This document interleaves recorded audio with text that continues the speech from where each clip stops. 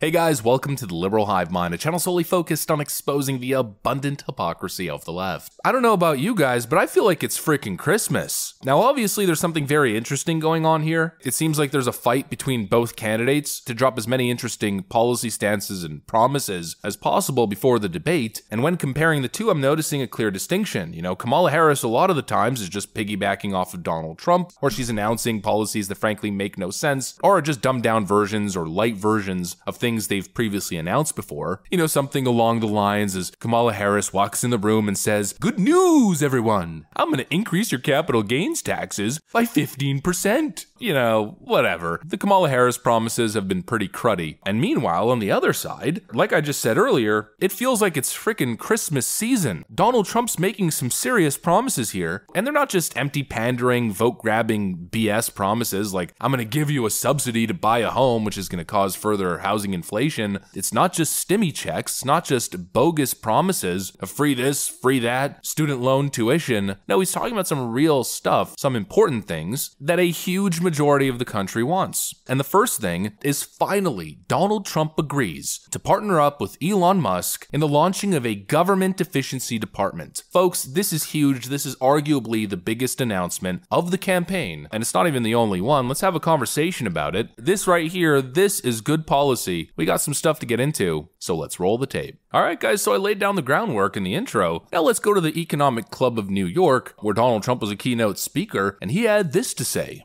Fourth, at the suggestion of Elon Musk, who has given me his complete and total endorsement. That's nice, because he's a smart guy. He knows what he's doing. He knows what he's doing.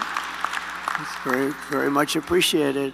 I will create a government efficiency commission tasked with conducting a complete financial and performance audit of the entire federal government and making recommendations for drastic reforms. We need to do it. Can't go on the way we are now.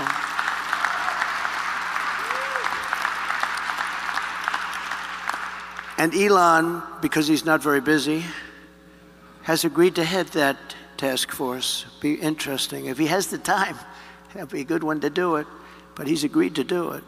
Let's frickin' go, folks. It initially started when Donald Trump sat down with Elon Musk in a Twitter space, and Elon mentioned the idea. Well, I mean,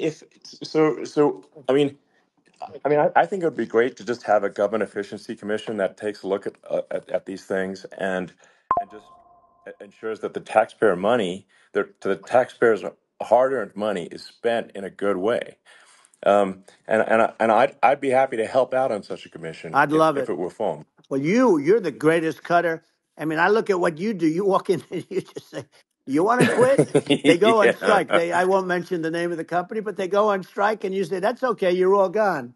You're all gone." So every one of you is gone, and you are the greatest. You would be very good. Oh, you would love it. Initially, Trump seemed open to the concept, and I remember my reaction to that clip. I was just hopeful that this was going to happen. Throughout Trump's history as a leader, he's always been open to good ideas. He likes to surround himself by impressive people, and he likes to take their consultation. You know, like we mentioned, that was one of his downfalls during the first 4 years of his first term, where he surrounded himself with a bunch of experienced political people. That was a mistake, because of course, we all know the typical political charlatan archetype, but it seems like Trump has learned, and he's now surrounding himself by amazing, effective people, and he's talking about doing things that so desperately need to be done. There should be a government efficiency department in every single government, because what ends up happening over time is this sort of onion layering effect. Government over decades and decades and decades builds more and does more. I mean, it naturally expands and becomes bigger. Government rarely contracts. And eventually you get to a point where there's so much bloat, so much useless crap happening, stuff that's outdated. Or in many cases, you got too much bureaucracy, too much paper pushing, and not enough action. And so things end up being drawn out, too expensive, and in the worst cases, useless. And obviously that's happening in the American governmental system. And so maybe, I don't know, just maybe it's time, especially when facing a catastrophic level of national debt, it's probably time to start trying to find efficiencies. An individual by the name of Blake Hall tweeted this: "The government accountability Accountability Office estimates that the federal government loses between $233 billion to $521 billion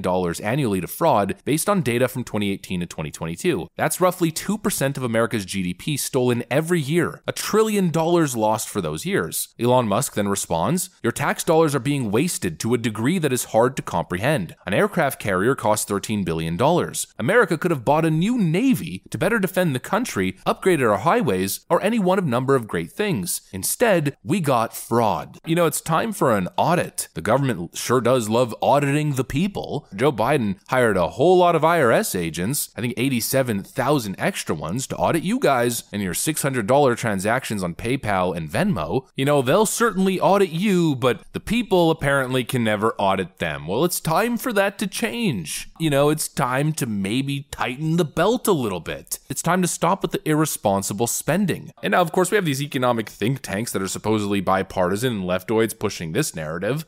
Go ahead. Yeah, totally. We have excellent counters of all political persuasions, but we also do have nonpartisan groups like the Penn Wharton group that put out their budget model and said that Donald Trump would take the deficit 5.8 trillion she'd only add 1.2 trillion. You had Goldman Sachs that came out today and they said that the GDP will significantly decrease under Donald Trump and it'll continue to increase under Kamala Harris. Look at what Moody's has said, also nonpartisan, talking about how if you're going to round up a bunch of immigrants and you're going to have tariffs, which he keeps saying isn't a tax on consumers, and that's what the national tax is that people are talking about, if you're going to implement tariffs, guess what's going to happen?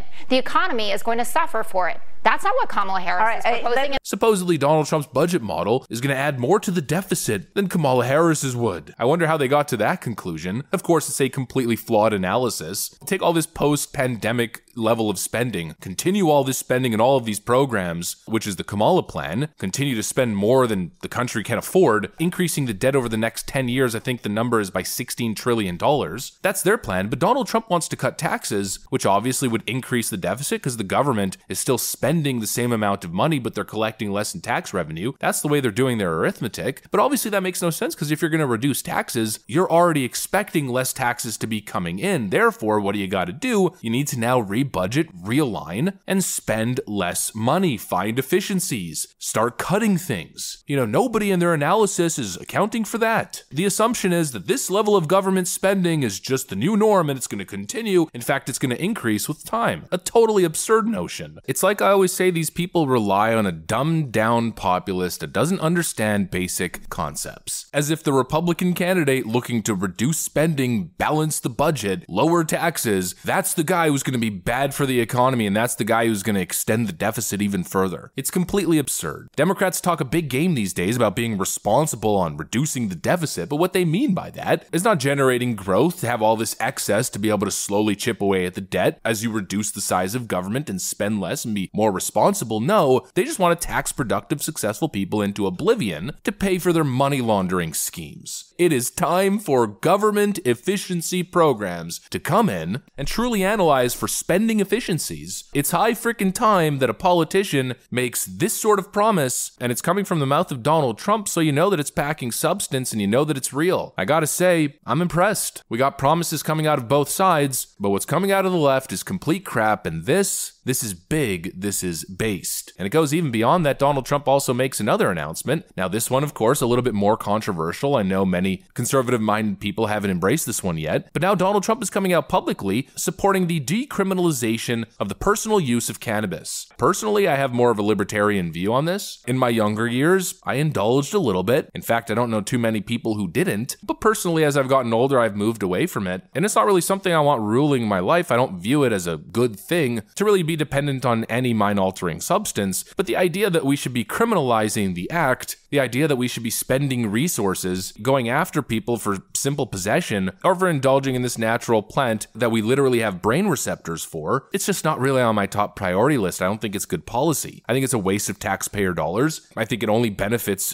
criminal organizations who are selling the stuff in the black market. It's totally unregulated. We keep hearing that people, young people in many cases, are getting hit with fentanyl poisoning when they're buying stuff off the street. Honestly, I see a whole lot of net benefit. I think it should be decriminalized, frankly. I think it should be legalized. And now Donald Trump seems to be on board, and that's that's yet again another massive, courageous stance that I think the majority of the American populace is going to agree with. Trump has made two huge campaign promises here that are both issues, in my view, that have bipartisan support, and frankly, two things that only a courageous politician who's not beholden to special interest groups would have the balls to promise publicly. It's absolutely based and could very easily start to change people's minds. I'm all for it, and that's the update. Anyways, that's pretty much what I got for you guys on this one. Hopefully you enjoyed the video. If you did, make sure to leave a like and possibly subscribe. Thanks for watching, and I'll see you on the next one.